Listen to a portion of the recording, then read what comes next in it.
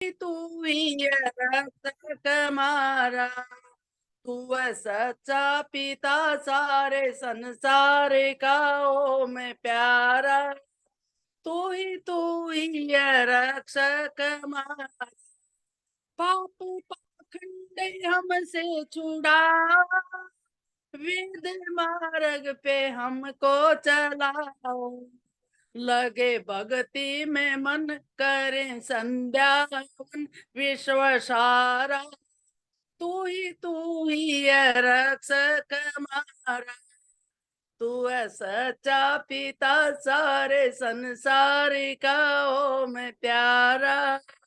तू ही है रक्षक हमारा, अपनी भक्ति में मन को लगाना, कष्ट सारे हमारे मिटाना, दुखिया कंगालों का और धन वालों का तू सहारा। तू ही है रक्षक हमारा, तू है सच्चा पिता सारे संसार का, ओ मैं प्यारा। तू ही तू ही है रक्षक हमारा। ओम। बहुत बहुत धन्यवाद। और आपका दया आर्या जी भजन हमारे सम्मानित जमुना प्रसाद साहू जी हमारे मेहरौनी के बहुत अच्छे समाज सेवी है, बड़े झूम झूम करके पूरी मस्ती में तो सुन रहे थे आपका भजन, बड़े मत मुग्न हो रहे थे वो, बड़े जो है अपने आप में भाव विभोर हो रहे हैं हमारे जमुना प्रसाद साहू जी। दो शब्द बोल दीजिए साहू जी, कैसा लगा भजन आपको जी? कैसा लगा साहू जी भजन? बहुत अच्छा भजन, बहुत अच्छा रहा। चलिए धन्यवाद। हम देख रहे थे आप बड़ी मस्ती में झूम रहे थे। आनंद आ रहा था। हाँ, बस तो आनंद की प्राप्ति में आपकी ऊपर ईश्वर की कृपा हो गई कि आप बराबर में जुड़ रहे हैं मेहरौनी से।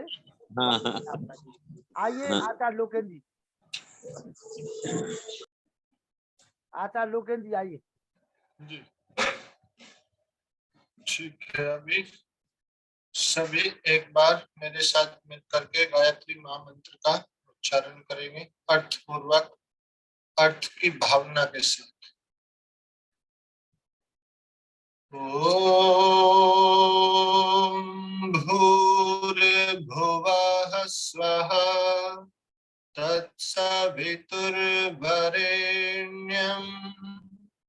भर्गो देवस्य धीमहि धियो यो नः प्रचोदयात्।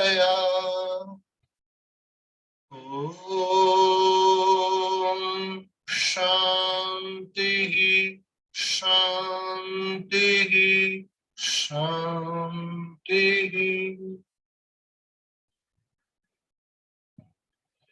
सभी इस आर्य समाज के ऑनलाइन मंच पर जुड़े हुए भाई बहनों को, और जो भी यहाँ पर बहुत सारे वरिष्ठ लोग भी जुड़े हुए हैं, आदरणीय शास्त्री जी, कल भी उन्होंने काफी कुछ बाद में बताया तो बड़ा अच्छा लगा। इन सबको मैं सादर प्रणाम करते हुए आज की कक्षा को पुनः वहीं से आरंभ करते हैं जो विषय मैंने कल शुरू किया था, दुख मुक्ति का उपाय। किया गया कर्म, शुभ और अशुभ कर्म, उसका फल भोगना ही पड़ता है। अवश्यमेव भोक्तव्यम कृतम कर्म शुभाशुभ। और इसको अथर्ववेद में एक मंत्र के द्वारा बोला गया। क्या बोला गया उसको मैं आपको सीधा सीधा बोल के बताता हूँ। न किल्बिषम अत्र न आधारो अस्ति, न यन मित्रै न सममावा नयति, अनूनम पात्रम निहितम एतत् न पक्तम पक्वः पुनराविशाति। पुनः आविशाति, उसको मिल जाता है, जिसने जो जैसा पकाया है उसको वैसा ही मिल जाता है। और न किल्बिषम अत्र, अत्र माने यहाँ, यहाँ कहाँ, इस व्यवस्था में, इस ईश्वर की व्यवस्था में कोई किल्बिष नहीं है, दोष नहीं। किल्बिष अर्थात त्रुटि, दोष, ऐसा कुछ भी नहीं है, ठीक ठीक है ये व्यवस्था। न आधारो अस्ति, न कोई आधार अर्थात कोई सिफारिश सहारा चलती है, किसी की सिफारिश और सहारा भी नहीं चलता वहां। उस कर्म फल व्यवस्था में ईश्वर ठीक ठीक न्याय करता। सममान बराबर बराबर न्याय होता है। अनूनम पात्रम निहितम, पकाने वाले का जो पकाया हुआ है पात्र वो ज्यों का त्यों उसको मिल जाता है। ईश्वर अपनी तरफ से मनमानी नहीं करता, अपनी तरफ से कुछ कम अधिक करके या फिर कहे कि पक्षपातपूर्ण तरीके से कुछ भी नहीं ऐसा कर सकता, वो कर ही नहीं सकता, वो न्यायकारी है। तो जब न्याय है तो न्याय शब्द के साथ साथ ये तो जुड़ ही जाता है कि जो जिसने जैसा किया उसको वैसा उतना फल। अब जब दुख मुक्ति के उपाय इस विषय को लेकर चले हैं तो क्या ये नियम, यह ईश्वर का नियम इतना क्रूर और कठोर है कि कोई उपाय बचता ही नहीं?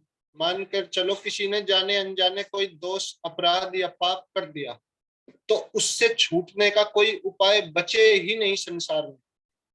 क्या इतना कठोर और क्रूर हो सकता है परमात्मा की व्यवस्था की एक भी उपाय ना बचे? यदि इसको शास्त्रों के जो हम सब पढ़ रहे हैं सारे के सारे प्रमाण इस पक्ष में है कि जो किया है उसको भोगना पड़ेगा, कोई उपाय नहीं है।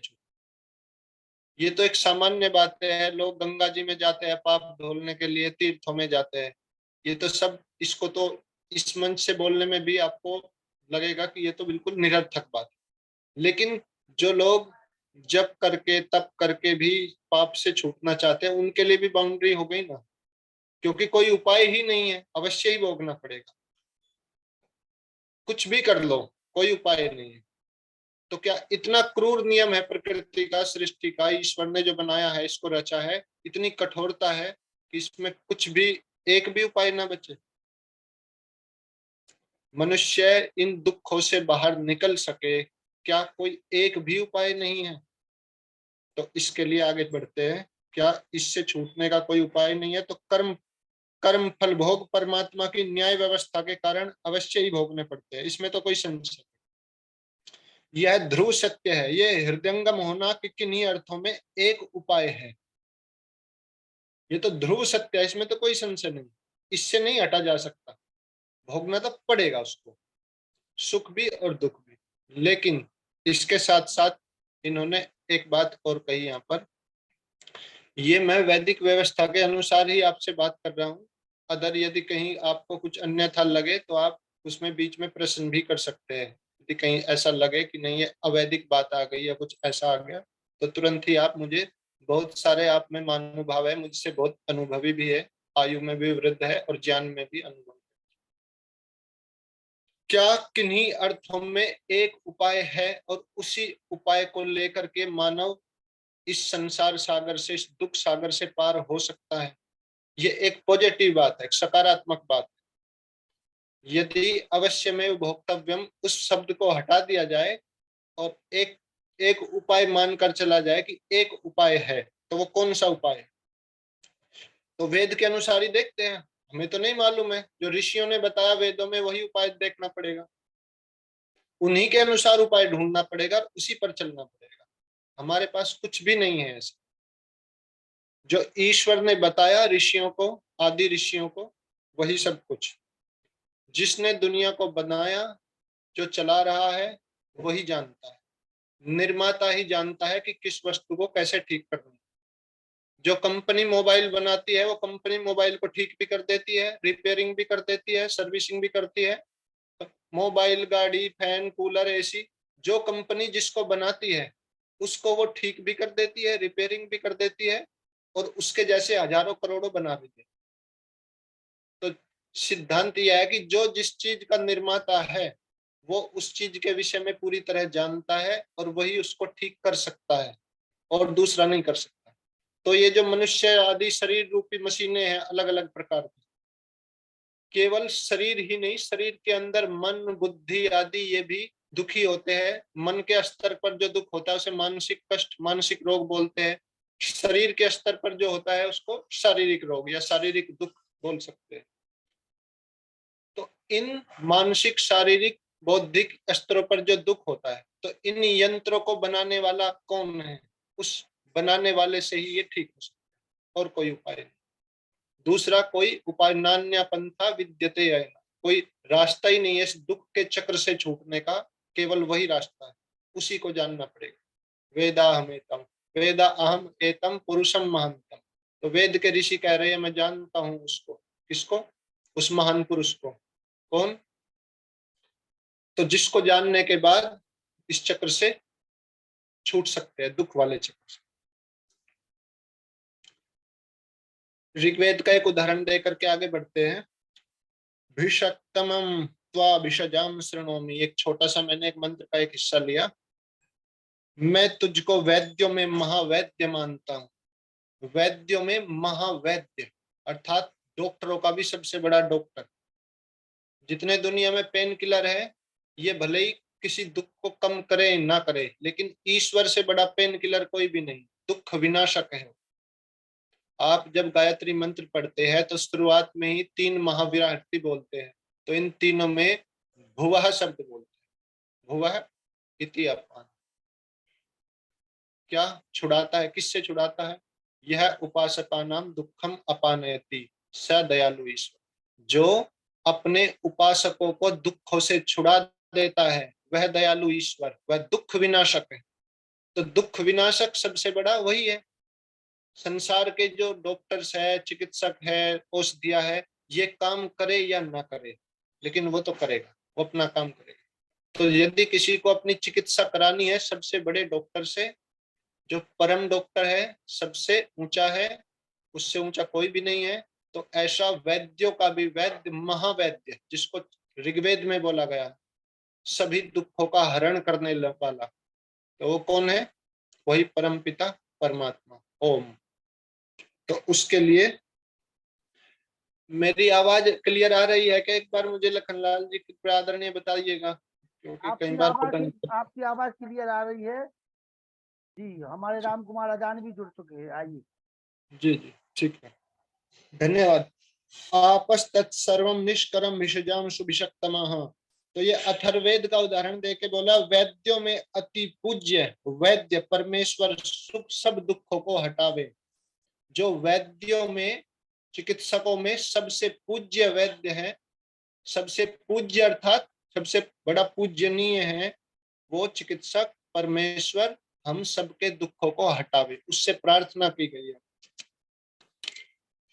तो दुखों का नाश करने के लिए नीचे के उपाय तो सब समाप्त हो चुके हैं। एक उपाय बचा है सबसे श्रेष्ठ और सबसे बड़ा। अरुणास्त्रामिदं महत पृथिव्यामद्युतभृतं तदास्त्रावश्य भेषजं तदो रोगम अनीशसत्। महाक्लेश नाशक ब्रह्म ज्ञान रूपी औषधि।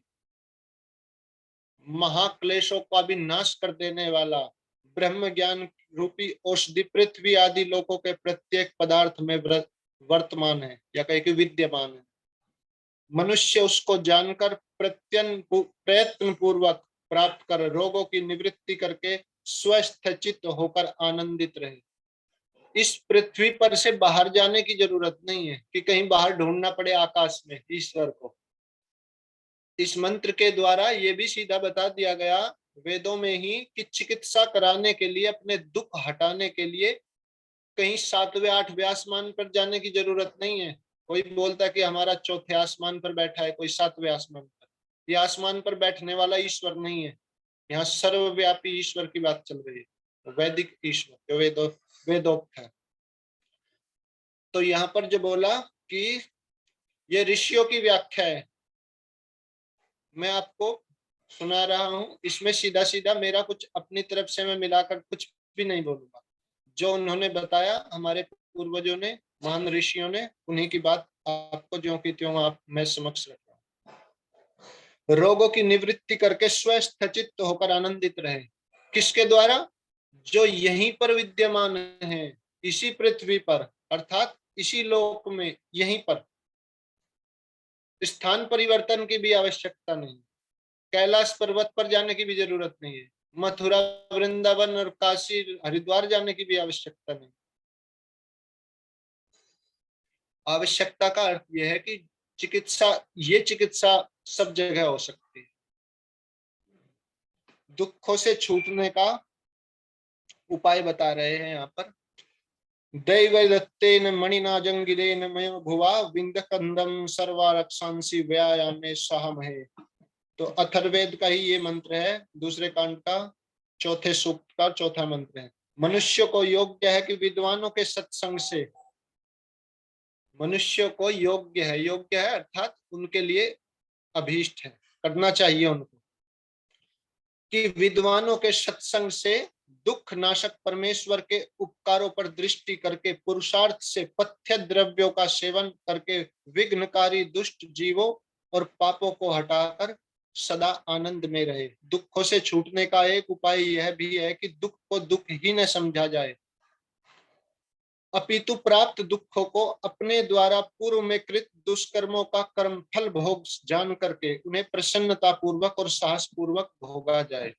दुख को दुख ना समझ करके उन्हें अपने ही कर्मों का, अपने ही बुरे कर्मों का फल समझ करके सहन करना, उस दुख को भोगते हुए आगे बढ़ना, जीवन में प्रसन्नता से साहस पूर्वक। इसके लिए इस मानसिकता का होना आवश्यक है कि प्राप्त दुखों को स्वयं पर एक ऋण ही समझा जाए, अपने ऊपर एक ऋण समझना है कि ये ऋण उतर रहा है, ये जो दुख आया है ये मेरे ही किसी किए गए कर्म का फल है। वो मैंने पूर्व जन्मों में कब किया था या इस जन्म में किया कुछ मालूम नहीं, लेकिन ये सोचना कि ये मेरे ही किसी किए गए कर्म का फल है, ये भी दुख कम करने का एक उपाय यहाँ पर दे रहे हैं। क्योंकि वो दुख तो भोगना है और भोग रहे हैं तो प्रसन्नता से भोगो, रो करके भी भोगना। कोई जेल काटनी ही है तो उसको प्रसन्नता से काटो या रोकर काटो, जेल तो काटनी। तो दोनों में से कोई भी उपाय रखो, ये मान करके कि मैंने ये गलत कार्य किया था, इसका ये परिणाम हुआ, मुझे जेल हो गई, कोई बात नहीं, अब मैं इसके बाद कभी ऐसा नहीं करूंगा, ये मैं जेल काट करके वापस चला जाऊं।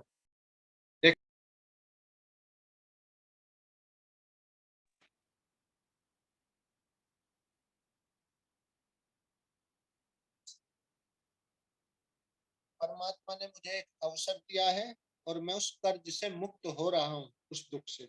ऐसी मानसिकता के अंतःकरण मन में उत्पन्न होने से जो प्राप्त दुख है उसकी अनुभूति कम होगी, दुख की अनुभूति कम हो जाएगी, ईश्वर पर विश्वास दृढ़ रहेगा तो दुख दुख न रहेगा। उस प्रसादे सर्व दुखा नाम हानि रस्योपजायते प्रसन्न चेत सो ही आसु बुद्धि, श्रीमद् भगवत गीता का है ना।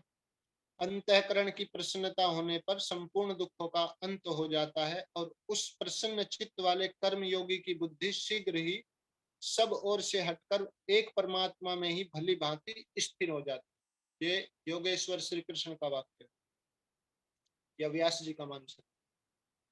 तो दुखों से छूटने का उपाय क्या है? मुख्य तो अभी आगे बढ़ेंगे, हम उस बड़े उपाय पर ही चलेंगे, यहाँ तक बात नहीं बनने की।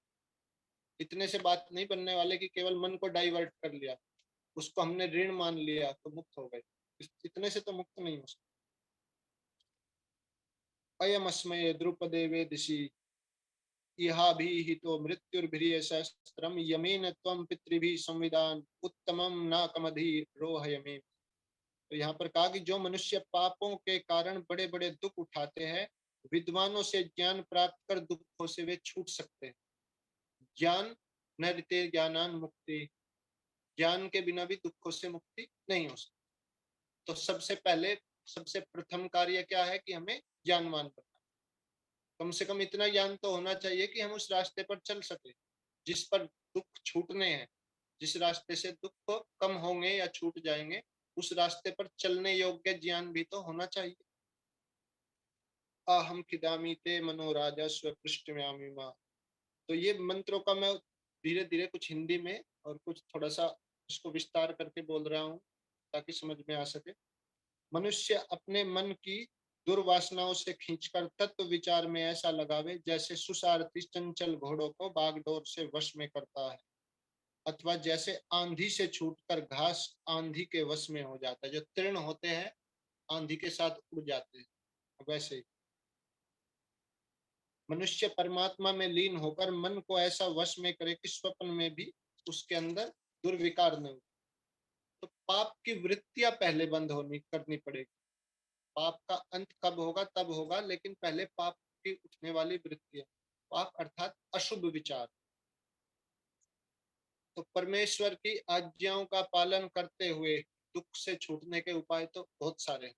लेकिन उसकी आज्ञा के विरुद्ध चलकर एक भी उपाय दृष्टि गोचर नहीं होता। सारे शास्त्र मौन हो जाएंगे। कोई ये कहे कि संसार में कोई व्यक्ति किसी के दुख खत्म समाप्त कर सकता है पूरी तरह, ये असंभव बात। कोई डॉक्टर, कोई चिकित्सक, कोई भी नहीं कर सकता।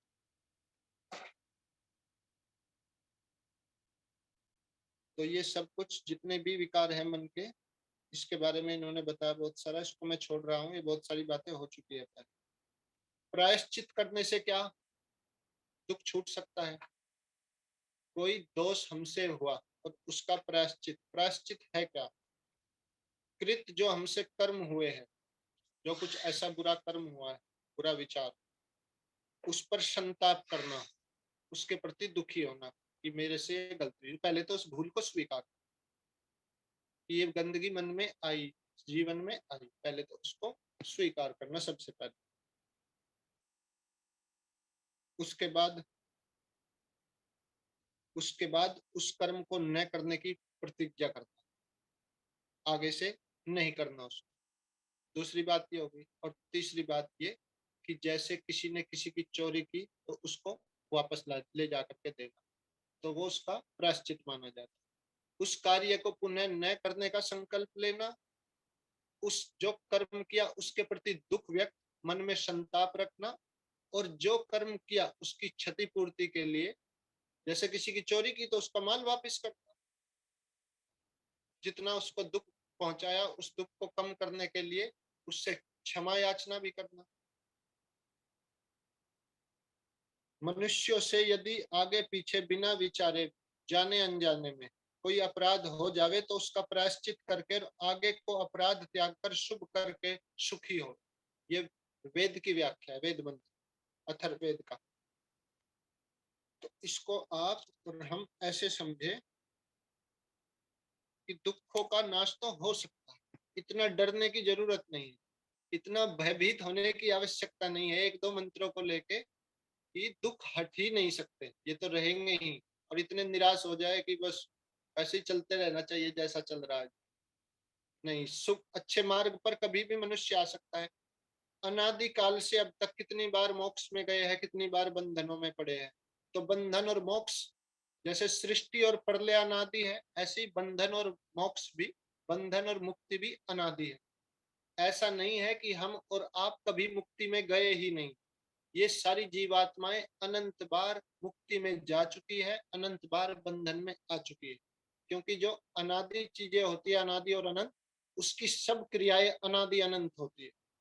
ऐसा एक भी जीवात्मा नहीं जो अनंत बार मुक्ति में ना जा चुका हो। अनादिकाल से कितनी बार जा चुके, तो जब पहले मुक्ति में गए हैं फिर बंधन में आए हैं, तो ऐसा तो नहीं हो सकता फिर मुक्ति में ना जाए।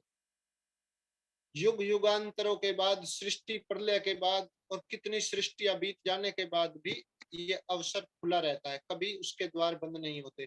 जिस समय जिसको जब रास्ता मिल जाता है उसके लिए वो द्वार खुले ही है, उसमें कोई संशय नहीं। तो हम अब इसको कुछ श्रृंखला को थोड़ा प्रश्न उत्तर के तरीके से बढ़ाएंगे। ये जो मैंने यहाँ पर थोड़ा सा प्रोग्राम बनाया है, इसमें हम प्रश्नोत्तर के तरीके से समझ में जल्दी आएगा। क्या इस जन्म में भोग रहे दुख, रोग, शोक इसी वर्तमान जन्म में कृत दुष्कर्मों के कर्म फल है या पूर्व जन्मों? इस जीवन में जो हमारे सामने दुख, रोग या जो भी हानि हो रही है जीवन में, शोक है, दुख है, किसी भी तरह का है, ये क्या इसी जीवन के हैं या पुराने भी हो सकते हैं? ये बहुत बड़ा प्रश्न है संसार के सामने, कि हम देखते हैं कि बहुत सारे लोग नियमों में चलते हैं, गलत खान पान नहीं करते, उनका दिनचर्या अच्छा है और वे परमात्मा की उपासना भी करते हैं, ठीक ठीक श्रद्धालु भी है, लेकिन उन लोगों को भी कैंसर से मरना पड़ता है, उनको भी बहुत भयानक बीमारी आ जाती है, युवावस्था में आ जाती है, ऐसे समय में आ जाती है जब कोई बीमारी का कोई संबंध ही नहीं था उस अवस्था में। और कब आ जाती है? जब वे बिल्कुल ठीक ठीक नियमों में चल रहे हैं और लोग कह देते हैं कि ये तो कभी चाय भी नहीं पीते थे, इनका तो इतना अच्छा दिनचर्या था, इतना अच्छा जीवन था, सात्विक आहार करने वाले, ठीक ठीक जीवन जीने वाले लोगों को भी बीमारियों से, दुखों से घिरे हुए पाया जाता है। इसलिए लोगों का संसार में विश्वास उठता है ईश्वर से, कि वो कैसा ईश्वर है जो इतने अच्छे इंसान को भी दुख दे रहा है ना। भगवान से विश्वास उठ जाता है लोगों का कि इतने भले लोगों को भी दुख क्यों मिल रहा है। तो इसका एक ही उत्तर है कि वो इस जन्म में तो अच्छा है, इस जन्म में तो उसने कोई दोष किया नहीं है, इस जन्म में खान पान भी अच्छा है, उसका सब कुछ अच्छा है, लेकिन पूर्व जन्म जन्मांतर के जो संचित कर्म थे, वो संचित कर्म विपाक को जब प्राप्त होते हैं तो मध्य में भी दुख लाकर खड़े कर देते हैं जीवन में। तो इसलिए उन दुखों को भी ये सोच करके कि ये मेरे ऊपर ऋण है पूर्व जन्मों का, और इनको भोग करके मैं इस ऋण से मुक्त हो जाऊंगा या हो जाऊंगी, ऐसा सोच करके उसको भोगना चाहिए और प्रसन्न रहना चाहिए, उपाय करते रहना चाहिए। जब उसका भोग पूरा हो जाएगा तो औषधियां काम करना शुरू करेगी, और औषधियों जो दुख के कारण से शरीर में टूट फूट हुई है, कमजोरी आई है, हानि हुई है, वे औषधियां उसकी पूर्ति कर सकती है। बस औषधियां इतना कार्य कर सकती है, औषधियां कर्म फल को नहीं तोड़ सकती, काट नहीं सकती।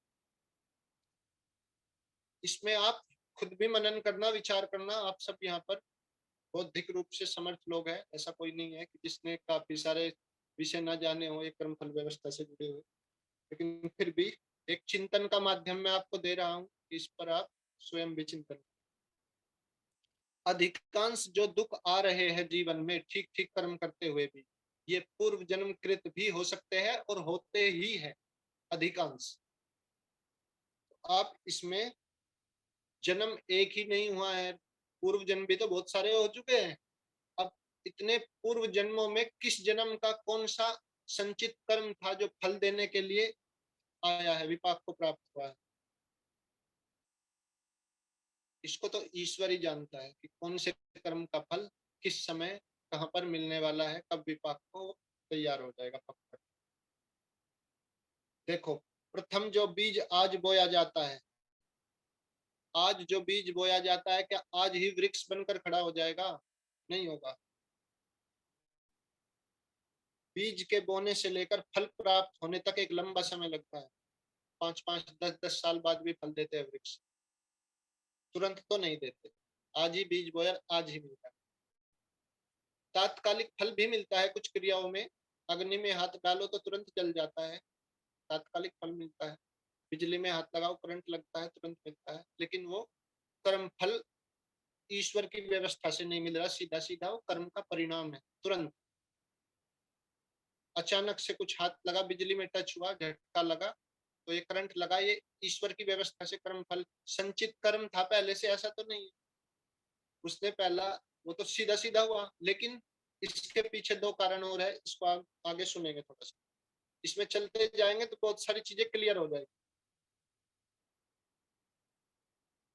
इस जन्म में रोपे गए पापों के बीज इस जन्म में ही फल देने लगेंगे, ऐसा संभव नहीं है पूरी तरह से। ईश्वर ऐसा है भी नहीं कि इस जीवन को बीच में नष्ट करते अवसर ही ना छोड़े। हमने आज कुछ गलत कार्य किया, आज ही दंड दे के हमारा अंदर से सब कुछ समाप्त कर दे, क्योंकि ये जीवन जो मिला है, इसकी जब तक ये चलेगा, जब तक इसकी आयु ईश्वर ने पूर्व कर्मों के आधार पर दी है, सती मूले तद विपाको जाति आयुर्भोगा, उसके अनुसार, तो तब तक तो ये चलना ही है। इस बीच में हमारे जो भी कर्म हो रहे अच्छे बुरे, उनमें से कुछ का फल हमें तत्काल मिलता भी है और कुछ का थोड़े समय बाद मिलता है, और कुछ फल, अधिकांश फल जन्मांतर में मिलता है, अगले जन्म, अधिकांश। परमात्मा की व्यवस्था के अनुसार कृत कर्मों के कर्म फल भोग कृत कर्मों के कर्म के अनुसार प्राप्त होते हैं।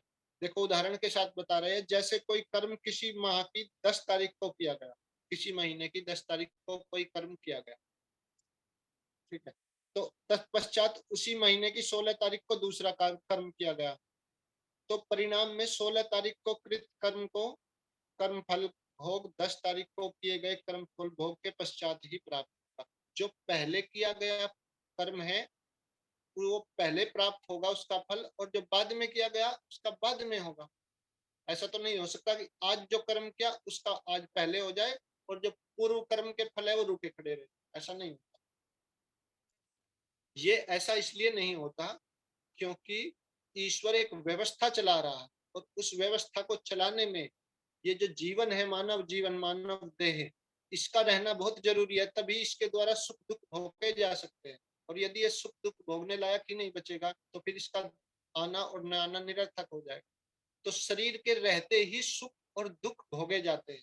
केवल आत्मा, शरीर रहित आत्मा दुख और सुख नहीं भोगती है, मुक्त आत्माओं को छोड़कर।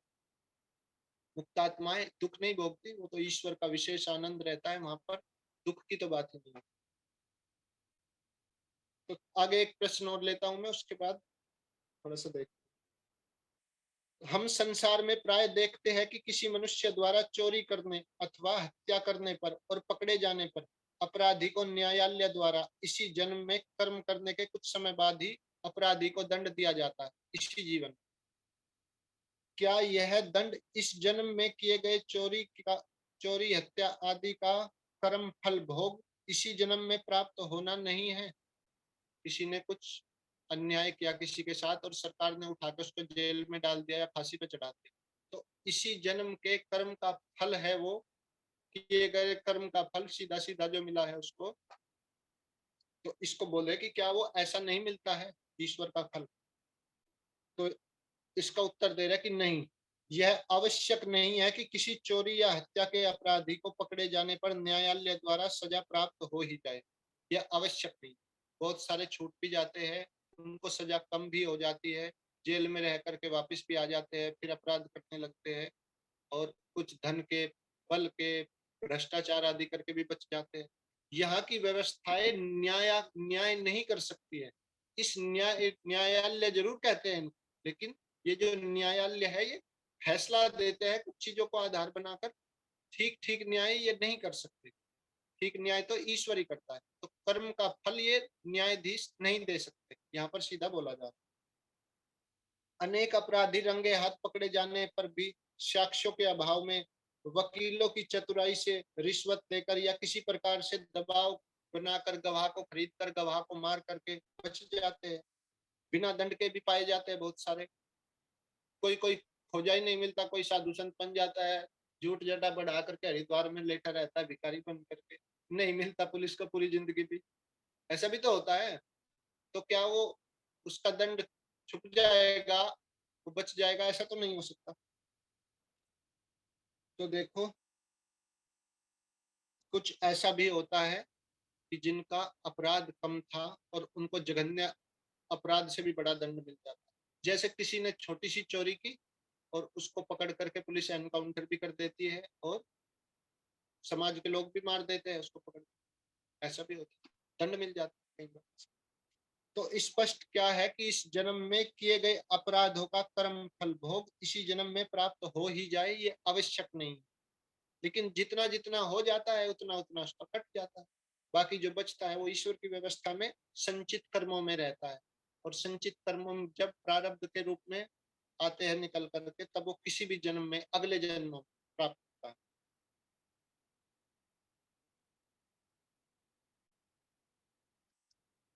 वर्तमान जन्म में प्राप्त भोग अर्थात दंड दुख के रूप में जो आया, पिछले अर्थात पूर्व के जन्म जन्मांतरों के कृत कर्मों के ही कर्म फल भोग है, ऐसा क्यों माने? तो ऐसा इसलिए माने, ये तथ्य है कि बिना बीज बोए तो कोई वृक्ष उगता नहीं है। अपने आप कोई दुख आ गया स्वयं ही, कोई फल अपने आप ही आ जाएगा क्या बिना वृक्ष के? नहीं आ सकता। वृक्ष तो होना चाहिए तभी तो फल आएगा। वृक्ष के फल भी प्राप्त नहीं होते बिना। अब बीज के भूमि में बोने से लेकर वृक्ष बनने तक, वृक्ष बनकर फल उत्पन्न होने में दीर्घ समय का लगना अनिवार्य है। अतः वर्तमान जन्म में कृत दुष्कर्मों का कर्म फल भोग वर्तमान में ही प्राप्त नहीं हो सकता, क्योंकि उसके लिए दीर्घ समय लगता ही। तो यहाँ पर वेदों के कुछ मनुस्मृति आदि के बहुत सारे उदाहरण दिए। अधर्म शीघ्र फल नहीं देता, जैसे बीज बोने के पश्चात पृथ्वी शीघ्र फल नहीं देती, थोड़े समय उपरांत देती है। तो वहां पर गीता में भी कहा भगवान श्री कृष्ण ने, इदम शरीर कौन्तेय क्षेत्रम इत्यभिधीयते एतद्यो वेत्ति तं प्राहुः क्षेत्रज्ञेति तद्विदम्। वर्तमान जीवन में कृत शुभ या अशुभ कर्मों का कर्म फल भोग बीज रूप हो मृत्यु, अर्थात इस वर्तमान शरीर के नष्ट होने पर भी अगले जन्मों में कैसे जाता है। तो कैसे जाता है, तो इसका उत्तर क्या है कि मनुष्य देह जो है सृष्टिकर्ता परमात्मा की अद्भुत रचना है। वेद आदि शास्त्रों में इसे कहीं रथ बताया गया, कहीं अयोध्या बताया, ये देवानामपुर अयोध्या, कहीं इसको देवपुरी कहा, कहीं ब्रह्मपुरी कहा। इस शरीर के नाम बहुत सारे अलग अलग। कहीं इसको नौका कहा कि ये भवसागर से पार उतारने वाली नौका है। इस शरीर के बहुत सारे नाम है अलग अलग। इसकी उपमा दी गई है, उपमा दे करके शरीर के नाम, इसको यंत्र बोल सकते हैं आप, गाड़ी बोल सकते हैं, नौका बोल सकते हैं, या अलग अलग नाम दे सकते हैं। प्रश्नोपनिषद के द्वितीय प्रश्न में श्रुति में पिप्पलाद ऋषि ने अपने एक शिष्य को वैदर्भी के प्रश्न का उत्तर देते हुए कहा था कि क्या कहा था। वैदर्भी के प्रश्न का उत्तर देते समय पिप्पलाद ऋषि ने कि आकाश, वायु, अग्नि, जल, पृथ्वी, पांच भूत, वाणी, मन, अंतःकरण, नेत्र और श्रोत्र, ये सब देव है। ये शरीर को प्रकाशित करके कहने लगे कि हम इस शरीर को धारण करते हैं। तो वहां पर संसार के जीवों के शरीर प्रकृति निर्मित 21 योजनाओं के संयुक्त होने के परिणाम। तो ये 21 योजनाएं या जो जो भी कहे कि आप इसको अलग अलग तरह से प्रकट करते हैं, उसमें पूरी सृष्टि की एक प्रक्रिया है। सांख्य दर्शन में आप पढ़ सकते हो।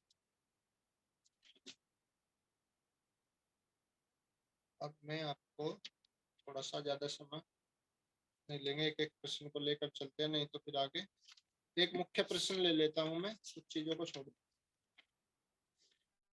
क्योंकि औषधि वाला प्रश्न लेता, फिर समय भी हो जाएगा। जब दुख, रोग, पीड़ा आदि कर्म फलों के कारण भोगना ही है, तो औषधि और चिकित्सा की जरूरत क्या है, क्या आवश्यकता, ये भी तो प्रश्न है कि फिर चिकित्सा की, औषधि की आवश्यकता क्या रही। तो आवश्यक नहीं कि रोग, पीड़ा या दुख ये सब योग्य से योग्य डॉक्टर इनको ठीक ही कर सके, ये कोई जरूरी नहीं है। बहुत सारे वैद्य है, सर्जन है, चिकित्सक है, मूल्यवान से मूल्यवान औषधि भी देते हैं अच्छी तरह से, अच्छे बड़े बड़े डॉक्टर्स भी है, अच्छा उपचार देते हैं। जरूरी नहीं है कि सबके रोग दूर ही हो जाते, कुछ के रोग हट जाते हैं, कुछ के नहीं हटते। तो इस तथ्य को प्राय हम अपने जीवन में नित्य प्रतिदिन देखते रहते हैं। यदि औषधियों अथवा चिकित्सा आदि के द्वारा दुख आदि दूर हो ही जाए, तो संसार में कोई भी अर्थात कम से कम धनवान व्यक्ति भी रोग, दुख और शोक से ग्रस्त नहीं होगा, कोई भी नहीं। लेकिन ऐसा होता नहीं। अब उसके पीछे कारण क्या है, उसके कारण पीछे वस्तुतः रोग, दुख, पीड़ा आदि के निदान में औषधि और चिकित्सा आदि भोग की अवधि। इस वाक्य को आप सब ध्यान से सुने। जो रोग है, दुख है, पीड़ा है, इसके निदान में औषधियां, जो औषधियां दी जाती है या चिकित्सा की जाती है, वह चिकित्सा या औषधि भोग की अवधि, अर्थात वो दुख कब तक भोगना है उसकी एक सीमा है, एक समय है, उसकी अवधि। प्रारब्ध के अनुरूप दुख आदि भोगने की अवधि को समय के भीतर समाप्त करने का कार्य करती है। उस समय के भीतर वो दुख समाप्त हो जाएगा, इतना कार्य करती है। तथा भोगों के निर्धारित समय के व्यतीत होने के पश्चात रोग आदि से प्राप्त शारीरिक क्षति, कमजोरी आदि को दूर करके नवीन शक्ति भी प्राप्त कराती है, ताकि मनुष्य स्वस्थ होकर अपने अन्य शेष कृत शुभ अशुभ कर्मों का भोग सके। तो सीधी बात है कि यदि हमें कोई दुख रोग आ रहा है, तो उसके पीछे प्रत्यक्ष रूप से नहीं तो परोक्ष रूप से हमारे कर्म ही उत्तरदायी है। कैसे? यदि किसी को अत्यधिक गर्मी से ज्वर हो गया, या बरसात होने से वो पानी में भीग गया, गर्म शरीर था और बरसात में भीगा और उसको बुखार हो गया,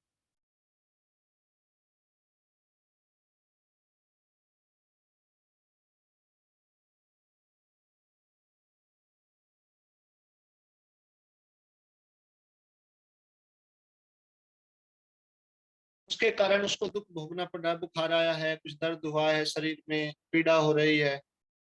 किस कारण हुआ है? हो सकता है उसने अधिक खा लिया हो, विरुद्ध आहार कर लिया हो, अति भोजन कर लिया हो, या कह सकते हैं कि बिना समय के कर लिया हो। गरिष्ठ आहार करने से भी रोग आते हैं। तो गरिष्ठ आहार करने से रोग आ रहे हैं, ठीक बात है, लेकिन वो गरिष्ठ आहार क्यों कर रहा है, उसकी बुद्धि ऐसी क्यों बनी हुई, उसको ऐसा वातावरण क्यों मिला है जिसमें वो गरिष्ठ आहार कर रहा है। वो ऐसा आहार करता है, ऐसा व्यवहार करता है, उसके पीछे उसकी मति, उसकी बुद्धि, उसका वातावरण उसे क्यों मिला है ऐसा, वो उसके कर्म फल व्यवस्था से ही तो मिला है। तो प्रत्यक्ष नहीं तो परोक्ष रूप से हमारे हर दुख के पीछे हमारा ही कर्माशय खड़ा है, पिछले वाला। यदि किसी को ऐसा वातावरण मिलता है जहां उसको दुख ही दुख मिल रहे हैं, तो उस वातावरण के पीछे यही तो भोग है।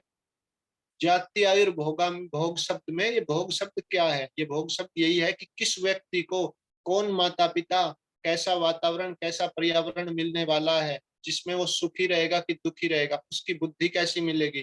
बुद्धि भी भोग कराती है, बुद्धि ही भोग कराती है। यदि बुद्धि अच्छी मिल गई है तो वो शुभ कर्मों का भोग कराएगी, और अशुभ, उल्टी बुद्धि तो देख लो आप, दुर्योधन वाली बुद्धि क्या करती है।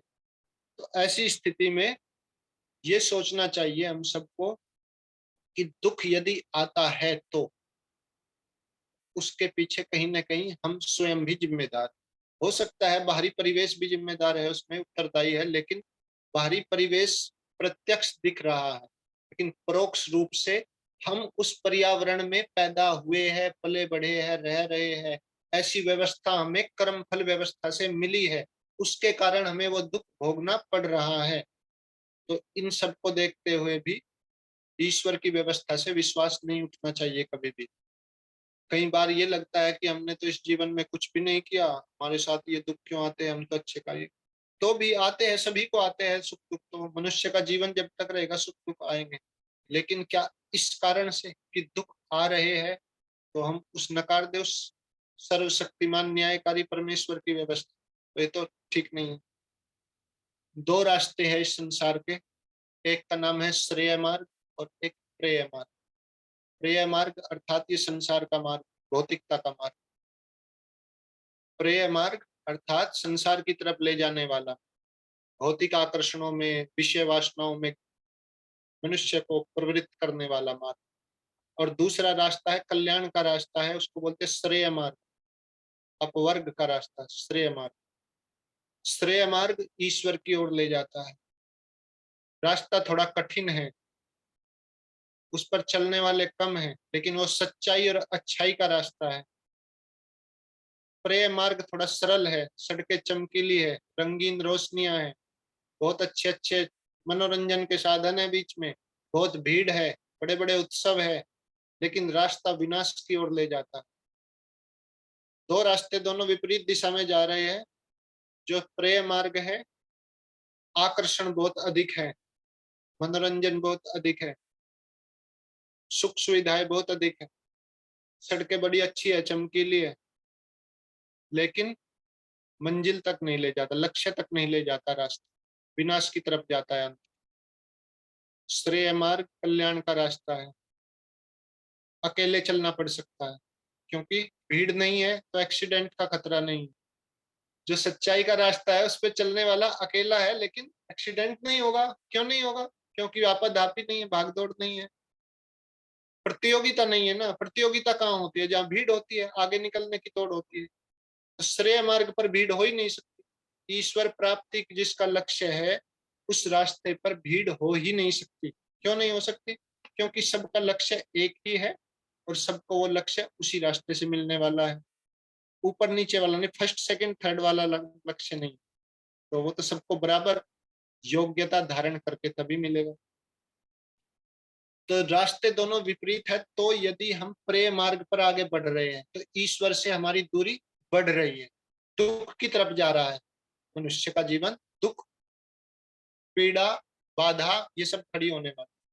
और यदि हम श्रेय मार्ग पर चल रहे हैं, भले थोड़ी धीमी गति से चल रहे हैं, लेकिन रास्ता सुख और कल्याण की तरफ जा रहा है। शुरुआत में बाधाएं दिखेगी। बाधाएं कैसी दिखेगी? बाधाएं ऐसी दिखेगी कि कंटकों भरा मार्ग दिखेगा, सुख सुविधाएं साधन त्यागने पड़ेगा, अधिक भोग की प्रवृत्ति को त्यागना पड़ेगा, तेन त्यक्तेन भुंजिता को धारण करना पड़ेगा जीवन में। इसके अलावा तो उपाय ही नहीं है।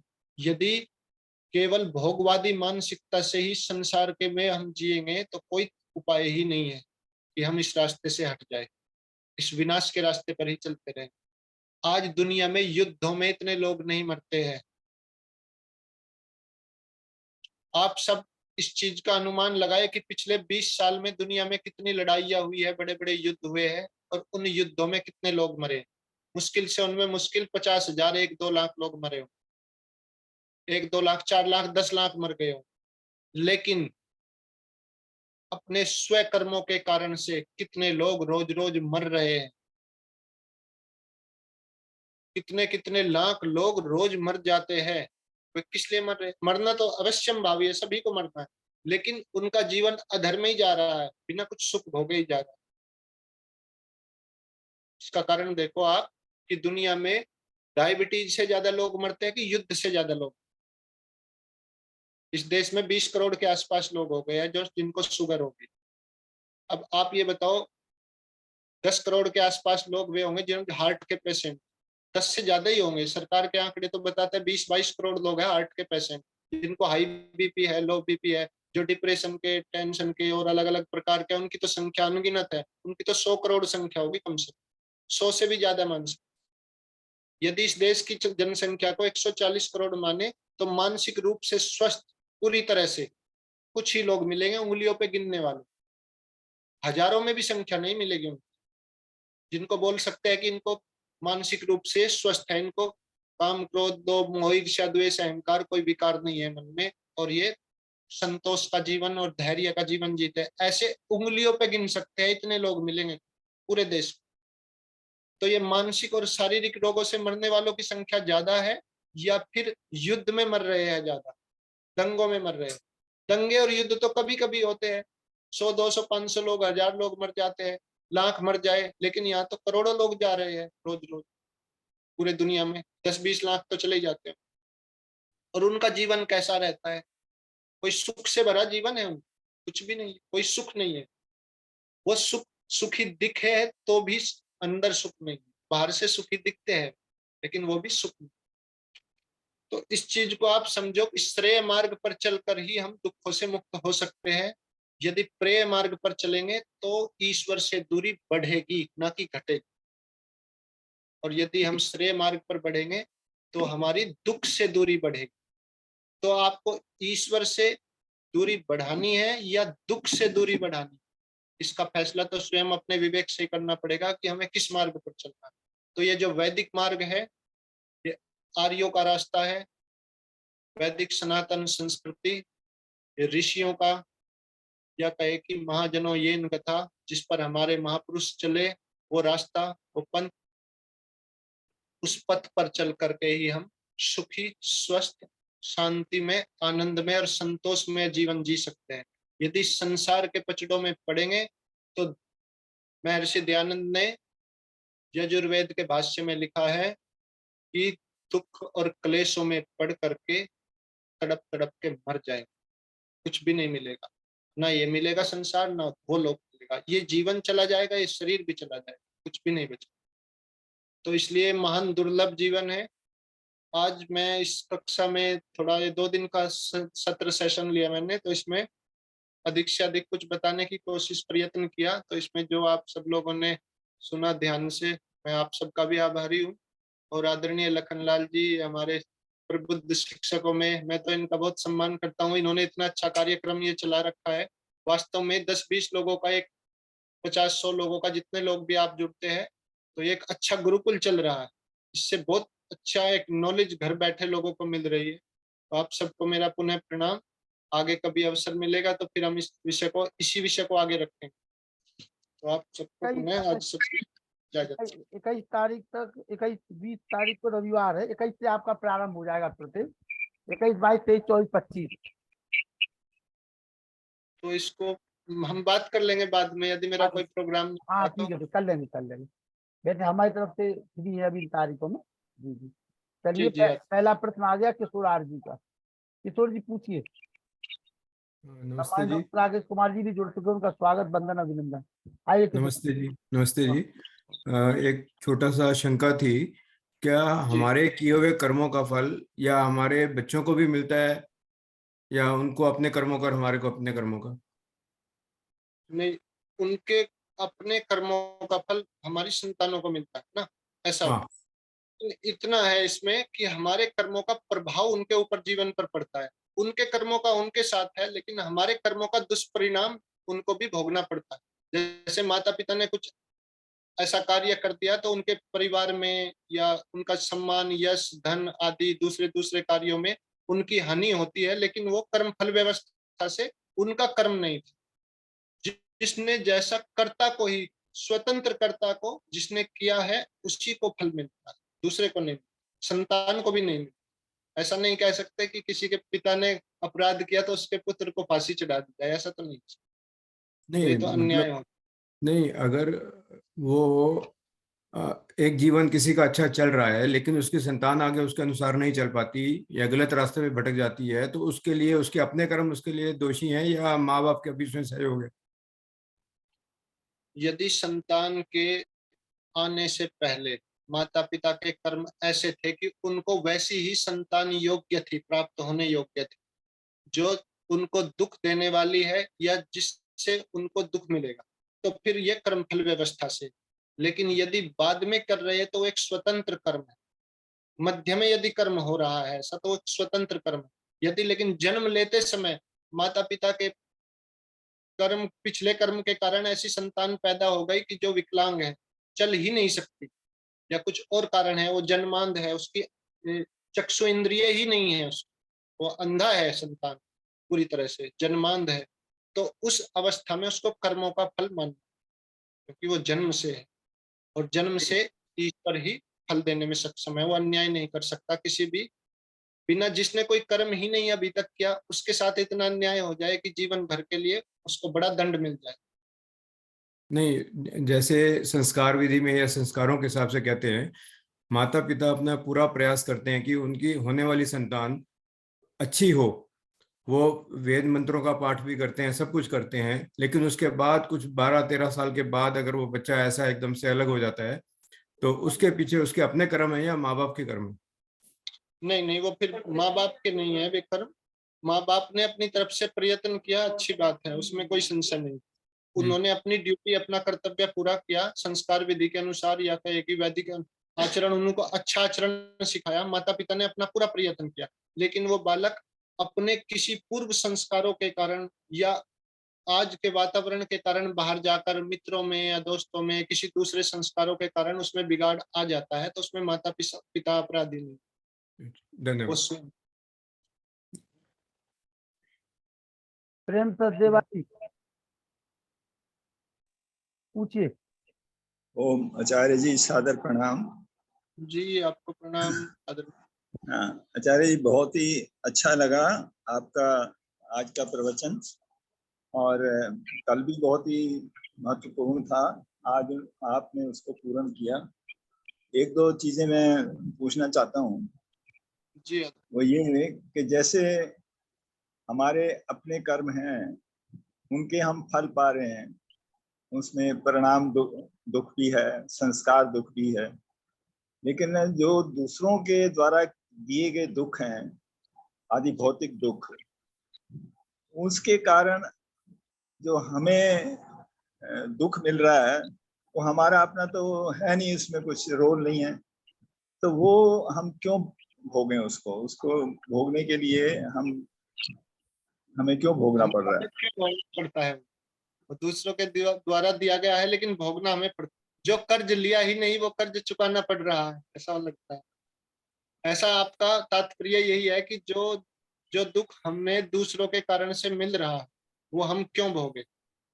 तो इसके लिए ईश्वरीय व्यवस्था ऐसी है कि यहाँ पर जो जीवात्माएं हैं, हम सब कर्म करने में स्वतंत्र है। कर्तुम अकर्तुम अन्यथा कर्तुम यह स्वतंत्र स कर्ता। कर्ता कहती उसको है जो करने में, सीधा करने में, उल्टा करने में या यथाशक्ति जैसा करने में स्वतंत्र होता है। तो कोई व्यक्ति हमें गाली दे करके हमारा अपमान भी कर सकता है और हाथ जोड़ के नमस्ते करके हमारा सम्मान भी कर सकता है।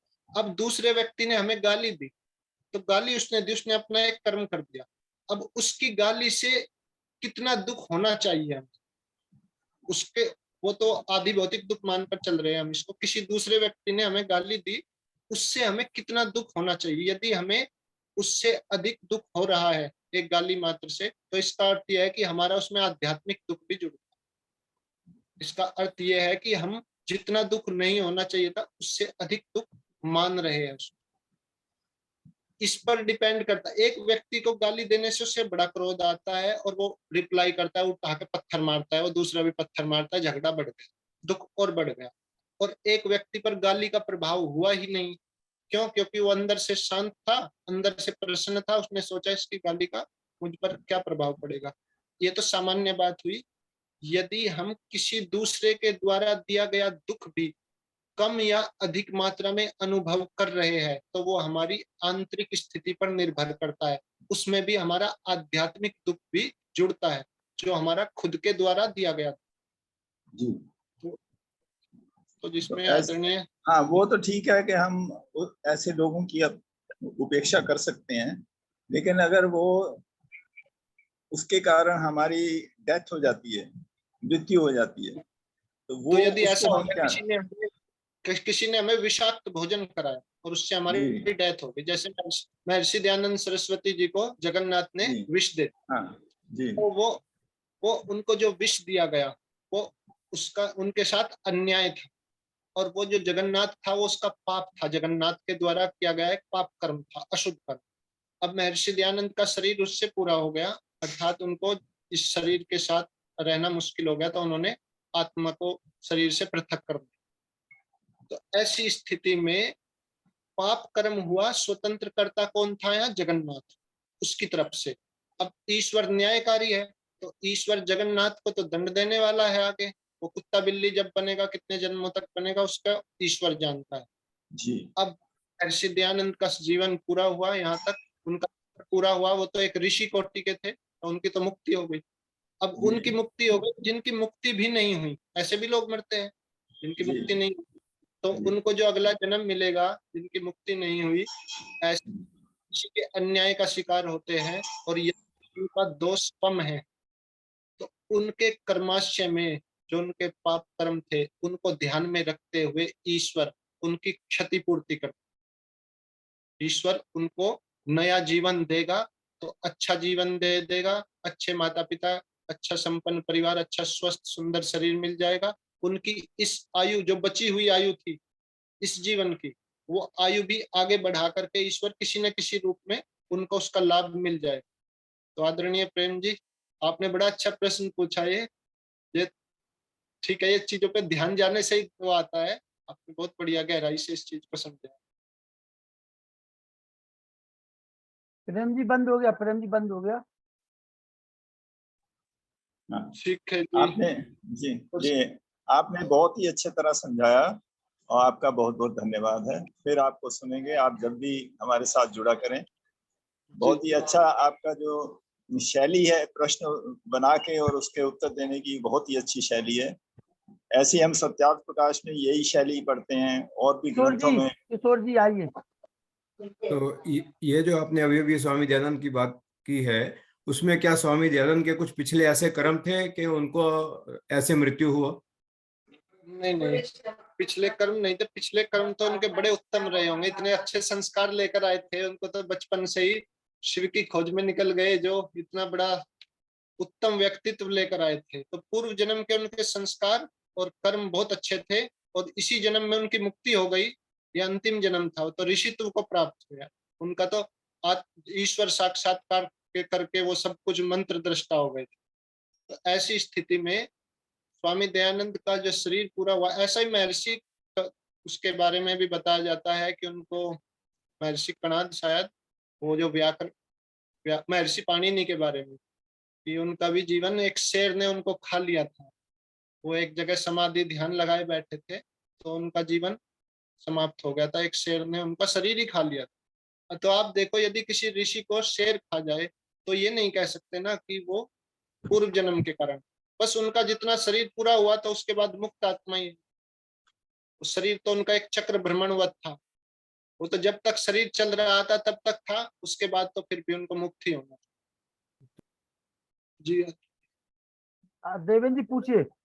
जी जी प्रभु जी, हम ये पूछना चाह रहे हैं कि आप पिछले जन्म में जो कर्म किए थे उसको इस जन्म में पता भी नहीं है कि हम कौन से कर्मों का फल भोग रहे हैं, और वो फल भोग रहे हैं, तो ऐसा क्यों है?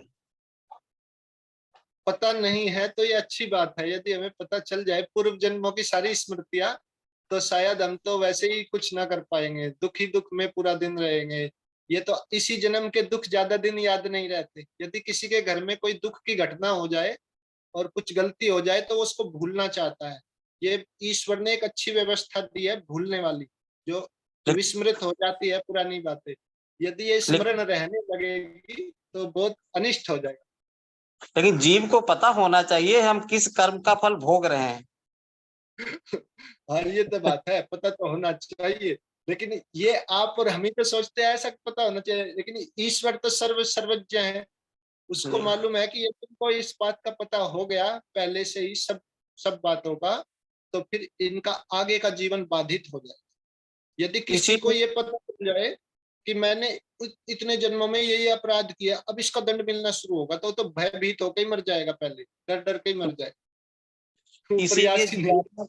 इसीलिए जीवात्मा कहती है कि हमारे साथ ईश्वर अन्याय कर रहा है, हमें ऐसा दुख भोगना पड़ रहा है, लेकिन वो ये नहीं जानती कि पिछले जन्म में कुछ किया होगा।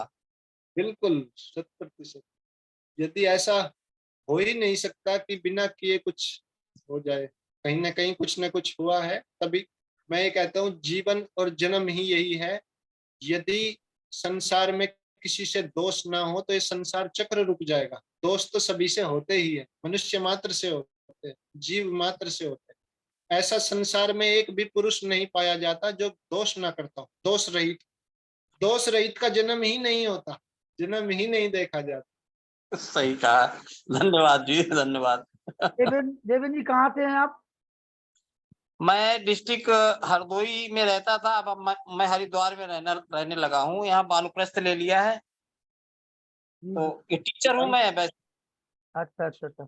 वानप्रस्थ लिया तो, लेकिन वानप्रस्थ के कपड़े नहीं दिखाई दे रहे आपके जी।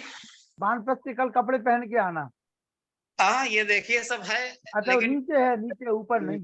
ऊपर भी पीला कर लीजिए, ऊपर भी पीला कर लीजिए, है ना। रहते हैं इस समय ऐसे में कपड़े उतार रखे हैं। कोई बात नहीं, कपड़े नहीं उतारना है, पहन के बैठना है अपन को। ये राष्ट्रीय स्तर का मंच है, इसमें विदेश से भी लोग जुड़ते हैं। वो कहेंगे भारत में इतनी महंगाई तो नहीं हुई अभी। जी जी जी, ध्यान रखना है थोड़ा सा जी। थैंक। और मैं आपको बता दूं, कल बाबा रामदेव के गुरुजी आचार्य डॉक्टर प्रद्युम्न जी प्रत्येक रविवार को आपके बीच में आ रहे हैं। और जी 7 तारीख को डॉक्टर अखिलेश शर्मा जलगांव महाराष्ट्र, और 8 और 9 तारीख को आचार्य लोकेंद्र जी जो मेधावी है वेदालंकार गुरुकुल कांगड़ी हरिद्वार।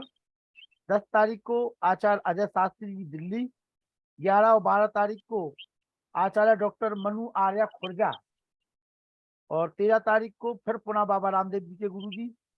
और 14, 15, 16 को doctor Rakesh Kumar R G जो सुप्रसिद्ध इतिहासकार हैं, आप उनको सुन पाएंगे। 17, 18 को डॉक्टर व्यासनंदन शास्त्री जी बिहार को सुन पाएंगे। और 19 तारीख को तीर्थ विषय को लेकर के हमारे पूज्य गुरु जी मुनि पुरुषोत्तम वानप्रस्थी जी मेहरौनी को आप सुन पाएंगे। और 20 तारीख को पुनः बाबा रामदेव जी के गुरु जी। और 21, 22 तारीख से पुनः आचार्य लोकेंद्र जी 21 तारीख से पुनः प्रारंभ करेंगे। 21, 22, 23, 24, 25 लगातार उनका व्याख्यान रहेगा। जब तक सारे प्रश्नों के उत्तर आप लोगों के नहीं मिल जाएंगे तब तक वो यहीं बने रहेंगे। और किसी के मन में कोई शंका हो तो पूछ लीजिए, ये तो सूचना थी जो हमने आपको दी है।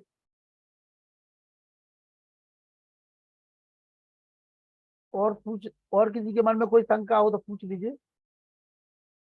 चलिए, शंकाओं का दौर खत्म हो गया है। कोई तो शंका हो? बहुत अच्छी तरह से जमुना प्रसाद साहू जी कहाँ गए हमारे बाबा जी? संदीप सोनी भी आज जुड़े हुए थे। चलिए, राम सेवक निरंजन जी आप जरूर पूछ लिए कोई शंका हो तो। राम सेवक जी, अरे राम सेवक निरंजन जी आइए, 2 शब्द कह दीजिए। चलिए जब तक वो पहुंचते हैं रास्ते में होंगे व्यासनंदन शास्त्री जी, केवल और केवल 2 मिनट के लिए। ओम यतो यतः समीहसे ततो नो अभयं कुरु सन्नः कुरु प्रजाभ्यो अभयं नः पशुभ्यः। ओम शांति शांति शांति। आर्यों के महाकुंभ में आज के सम्माननीय मुख्य वक्ता और कल भी जिनका हम लोगों ने श्रवण किया, मुक्ति विषय को लेकर के कर्म चक्र की पूरी व्यवस्था और उसके अनुसार जीवन क्रम और उसी से दुख और सुख आदि की प्राप्ति से सन्निमित्त होकर बड़ा ही सुंदर विचार श्रवण किया है। बहुत बहुत धन्यवाद है इसके लिए आचार्य श्री को। सज्जनों, यह जीवन कर्म के आधार पर ही हमें मिलता है और जिसका जैसा कर्म होता है व्यक्ति उन कर्मों का फल इसी जन्म में और कहीं बच गया तो दूसरे जन्म में भी जा सकता है, क्योंकि यह मनुष्य चोला सिद्ध कर देता है कि हम अपने कर्म को कितना अधिक और कितने ढंग से पिछले जन्म को भी भोग पाया और आगे जन्म की तैयारी कितना अधिक कर ली। यह स्वतंत्रता कर्ता को प्राप्त है और इसलिए स्वतंत्र कर्ता एक व्याकरण का भी सूत्र है। और साथ ही साथ अभी श्रवण कर रहे थे, उसको भी आप इस स्वतंत्र कर्ता के अंतर्गत ही श्रवण कर रहे थे। निसंदेह मानव जीवन का वह पुरुषार्थ कृतम में दक्षिणे हस्ते जयो में सव्याहिता, यह वेद का वचन सिद्ध करता है कि व्यक्ति यदि पुरुषार्थ दाहिने हाथ में कर रहा है तो बाएं हाथ में उसके कर्म फल निहित होते हैं, उनकी सिद्धि निहित होती है। इसलिए हमारे सभी सम्माननीय प्रश्नकर्ताओं ने, माननीय किशोर आर्य जी और माननीय प्रेम सचदेवा जी प्रधान जी ने जो, और एक वानप्रस्थी जी हरिद्वार से जुड़े थे, बड़े अच्छे ढंग से उन लोगों ने प्रश्न किया और उसका जवाब भी आप लोगों ने पाया है। लेकिन इतना जरूर है कि जितना हम इस मंच से प्रश्नोत्तर कर लेते हैं और इसका सही अगर उन्मूलन किया जाए तो सत्यार्थ प्रकाश अवश्य पढ़ा जाए, और जो व्यक्ति सत्यार्थ प्रकाश को निरंतर पढ़ता है शायद उनकी शंकाओं का समाधान स्वतः हो जाता है। इसलिए आइए हम स्वाध्याय को आगे बढ़ाएं और हमारी शंकाएं स्वतः मिट जाए, इसके लिए पूर्ण प्रयास करें और शेष रह जाती यह मंच आपके बीच प्रस्तुत है। इन्हीं शब्दों के साथ बहुत बहुत धन्यवाद। ओम शांति शांति शांति। आइए मुनि जी।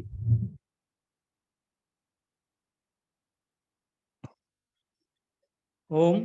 हाँ मुनि जी, स्वागत है। ओम त्वं ही न पिता वसु त्वं माता सत्कृतो बभूथ अथा ते सुम्नमीमहे।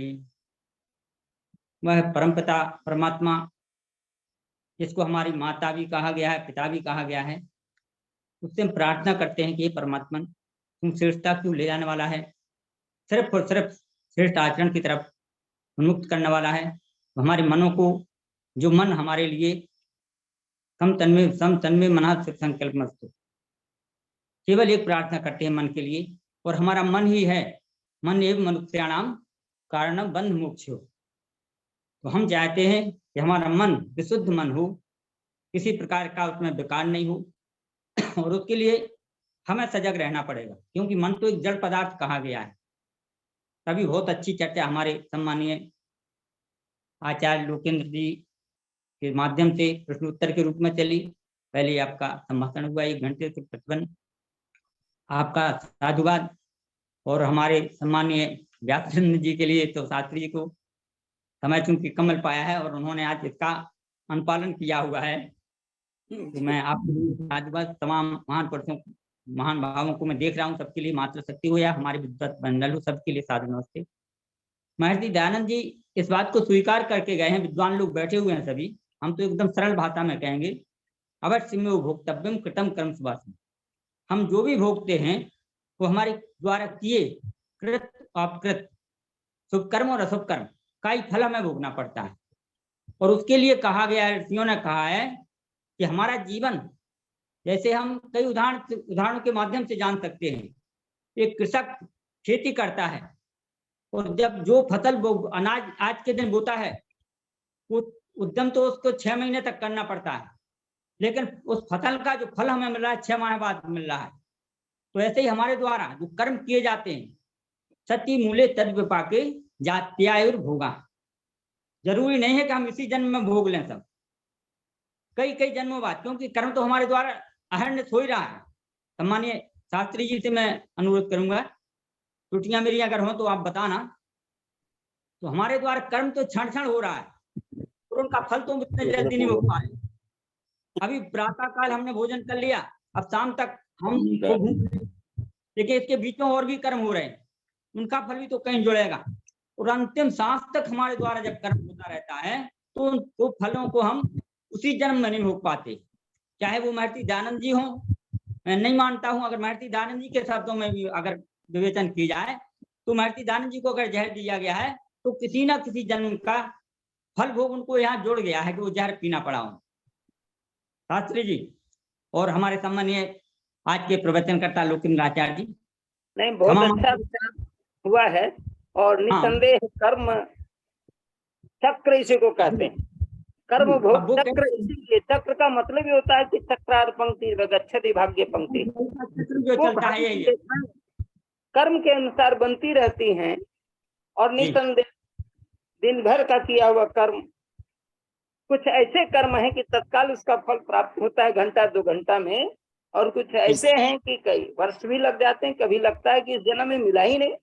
तो ये सारे कर्मों का अलग अलग कर्म फल है और परमात्मा उनकी व्यवस्था में लगा हुआ है और हम जीव कर्म करने में स्वतंत्र हैं।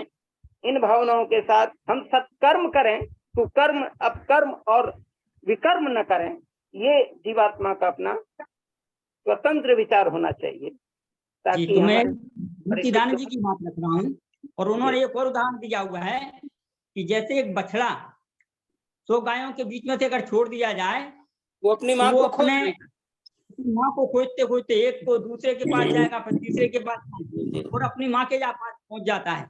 इसी प्रकार से हमारे द्वारा किया कर्म, अब वो 100 बछड़ों का 100 गायों का मतलब ये है कि हम 100 जन्म तक ले जा सकते हैं उसको खींच के। जी जी जी, खोज ही लेगा, खोज लेगा, छोड़ेगा नहीं। कोई गलत काम किया नहीं होगा, नहीं किया है उन्होंने, वो तो महर्षि की पद को प्राप्त कर गए थे, आज हमारे सामने नहीं किया। आज उनका उद्धार हो गया है, मुक्ति पा गए या नहीं पा गए हैं ये भी पता नहीं है, लेकिन इस जन्म का जो उन्होंने हमें दिया है उससे पूरा संसार, मानव समाज एक ऐसे मार्ग को प्राप्त कर चुका है जो वास्तव में ऋषियों की परंपरा थी, वेद की परंपरा थी और हमारी भारतीय नहीं वैदिक संस्कृति की परंपरा थी। तो महर्षि जी ने हमें एक ऐसा मार्ग दिखाया है, हम सत्य को स्वीकार करते चले, इसी में हमारा भला होगा और हमारे सभी लोगों को ऋते ज्ञाना मुक्ति एक सूक्त मिलता है। नहीं, वो अभी आचार्य जी ने बोला, सम्मान जी आचार्य जी ने बोला था कि ऋते ऋत कहते हैं अटल सत्य को। सत्य तो जान रहे हैं लेकिन अटल सत्य यही है। इनको बातों को ध्यान रखता हूं तो मुझे लगता है कि महर्षि जी जो कह के गए हैं सत्यार्थ प्रकाश की, हमारे शास्त्री जी ने वास्तव में सत्यार्थ प्रकाश से अगर हम पढ़ रहे हैं या नहीं पढ़ रहे हैं तो हम प्रार्थना करते हैं। हमारे सम्मानीय प्रेम सचदेवा जी बार बार कहते हैं कि जिनके पास नहीं है और सुख है वो तो पता भेज दें, मैं फ्री में सत्यार्थ प्रकाश भेजूंगा। और यही काम यहाँ लखनलाल जी का भी रहता है, ये कहीं कार्यक्रम में जाते हैं तो 2-4 सत्यार्थ प्रकाश थैला में डाल के ले जाते हैं। मुझे भी कहते हैं कि 1-2 सत्यार्थ प्रकाश डाल लेना, कभी किसी को देना। तो आप सत्यार्थ प्रकाश पढ़िए। और किसी कवि ने कहा है, केवल 2 लाइनें बोलूंगा, सत्यार्थ प्रकाश के पढ़ने से बुद्धि निर्मल होती है, अज्ञान नष्ट हो जाता है, सज्ञान की ज्योति जलती ज्योति है, हमारे अंदर कोई प्रश्न ही नहीं रह जाएंगे। सत्यार्थ प्रकाश तो ऐसा अमर ग्रंथ महर्षि स्वामी दयानंद जी का है, पढ़िए और अपने जीवन को क्रांतिकारी तो बनाइए ही और सत्य मार्ग का अनुगामी भी बनाइए। ओम।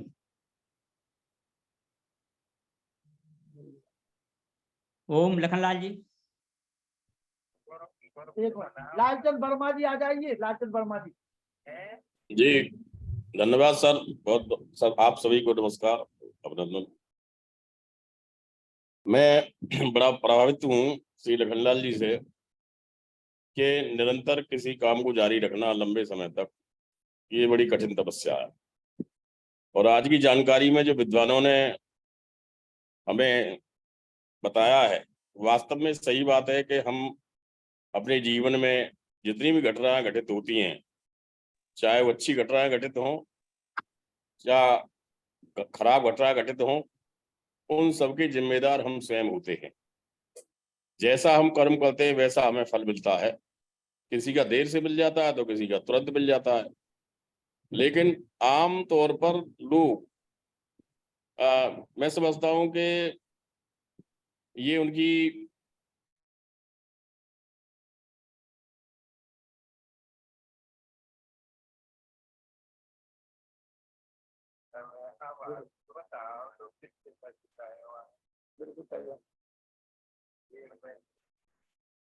हाँ बताइए हो तो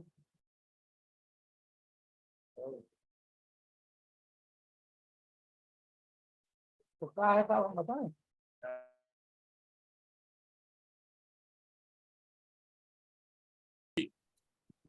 तो मैं अपनी बात यही समाप्त कर रहा हूं, क्योंकि नए नए विद्वानों से रोजाना आपके माध्यम से भेंट होती है, अरुण जी नए आवाज विचारों से आई, अरुण अवगत होते हैं।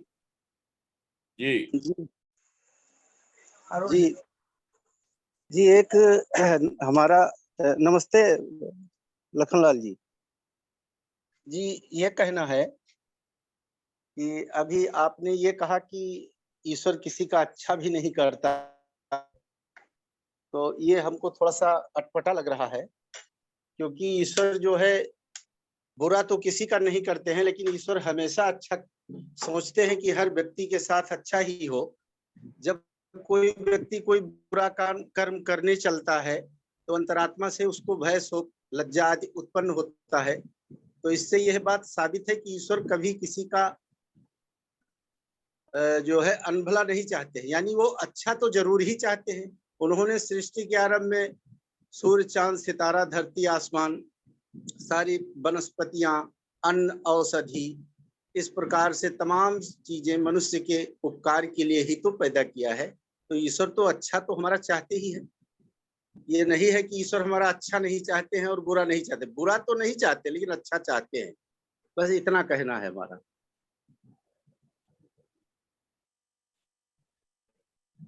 नमस्ते।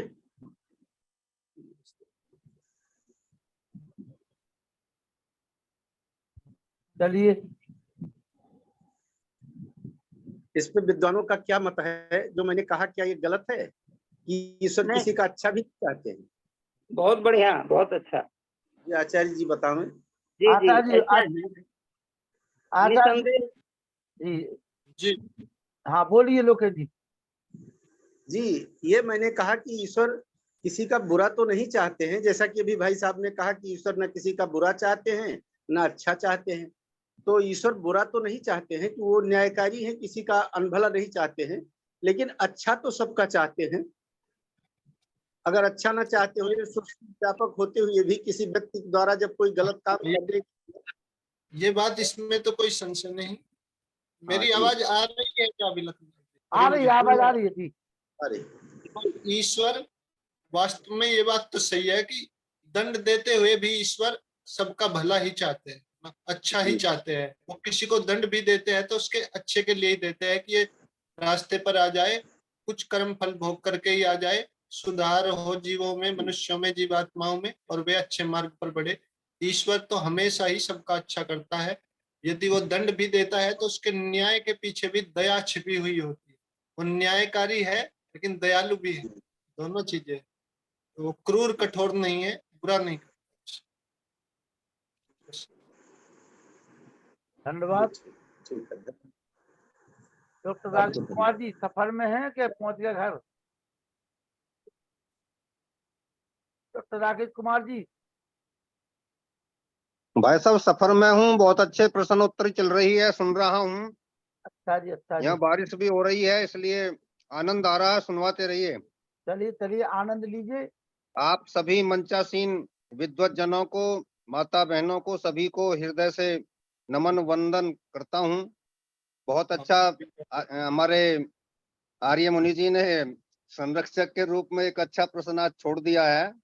प्रश्न नहीं है, नया विषय दिया है और इस पर निश्चित ही जो है मेरा भी जो मन कर रहा था वो यही है कि यदि ऐसा है तो सब कुछ प्रारब्ध के आधार पर तो नहीं हो सकता। स्वामी दयानंद जी को भी वो दंड जो मिला वो प्रारब्ध के आधार पर मिला। मेरा जो अपना व्यू है, सोचना है, यदि सब कुछ प्रारब्ध के आधार पर हो रहा है तो नया कुछ बोया ही नहीं जा रहा। फिर दंड व्यवस्था क्यों, फिर न्याय व्यवस्था क्यों? फिर तो सब कुछ प्रारब्ध के आधार पर हो रहा है, होने ही दीजिए। तो व्यवस्था को सुधारने के लिए कहीं ना कोई तो कारण होगा। तो इस पर मेरा विचार है कि एक दिन अलग से ही विषय पर जो विचार किया जाए। इतनी जल्दी ये पूर्ण विराम इस पर नहीं लग सकता। बातों बातों में अलग से सभी विद्वानों से जो संबंधित विषय के विशेषज्ञ हैं, आचार्य अपने शास्त्री जी, व्यास जी भी यहाँ पर विराजमान हैं, उनसे भी अनुरोध करेंगे। आचार्य अपने आर्य मुनि पुरुषोत्तम जी भी विचार दे सकते हैं। लेकिन एक दिन पूरा विषय दिया जाए, इसको पूरा समय दिया जाए, क्योंकि जटिल प्रश्न है और विषय भी जो गंभीर है। तो मैं इन्हीं शब्दों के साथ अपनी वाणी को विराम देता हूँ। आप सभी का फिर से हृदय से नमन करते हुए, और आदरणीय अपने लखनलाल आर्य जी को, संयोजक जी को, क्या वो इतने अच्छे विषय उठवा लेते हैं और फिर अपने आप तो पीछे से बैठ करके मजे लेते हैं, दूसरों को उलझा देते हैं। लेकिन चलिए, जो भी कुछ है वो बहुत अच्छा लग रहा है। धन्यवाद जी। धन्यवाद। और लखनलाल का कार्य तो है ही। सम्मानित प्रकाश शर्मा जी, आवाज आनी चाहिए, ऐसा शांति पाठ हो। डॉक्टर राकेश कुमार जी 2 दिन से शिकायत कर रहे हैं कि बेटे की आवाज नहीं आ रही है। आजा।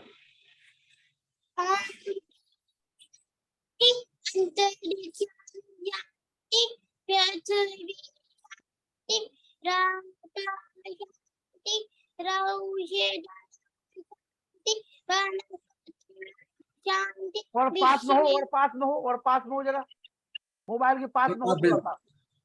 मोबाइल आप पास में करो उसके। ओम द्यो शांति अंतरिक्षम शांति सभी शांति शांति औषधय शांति वनस्पतय शांति विश्व शांति ब्रह्म शांति सर्वं शांति शांति शांतिरेवा कामा शांति रेधि। ओम शांति शांति शांति। कुलेशु अवय सत्य सनातन वैदिक धर्म की जय। ब्रजानंद की जय। महर्षि दयानंद की जय। पुरुषोत्तम श्री रामचंद्र की जय। श्री कृष्णचंद्र की जय। लेख राम की जय। सदानंद की जय। सादर नमस्ते। कल मुलाकात की आप सभी की जय। गौ माता की रक्षा हो, पालन हो, हमारी समाज अमर रहे। लालचंद वर्मा जी को सादर नमस्ते। रहे, ओम का झंडा ऊंचा रहे। हरियों के महाकुंभ और भारत को समझो अभियान की जय। नमस्ते सभी को। लालचंद वर्मा जी नमस्ते। कैसा लग रहा है लालचंद? सर्वेभ्यो जी नमः। बहुत अच्छा लग रहा है, बहुत अच्छा। हाँ तो जुड़े रहिए फिर, है ना? हाँ जुड़ा रहा हूँ। हाँ जुड़े रहिए। नमस्ते।